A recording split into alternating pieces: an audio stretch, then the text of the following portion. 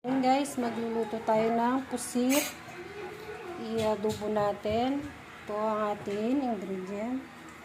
Bawang, sibuyas, kamatis. Meron tayong kalamansi juice. Yun ang ating sangkap. Isa na natin. Lagyan na natin yung bawang, sibuyas.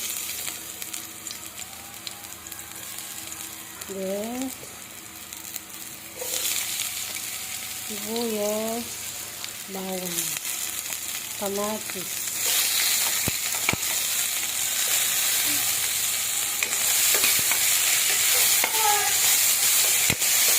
Kaya adobo natin guys.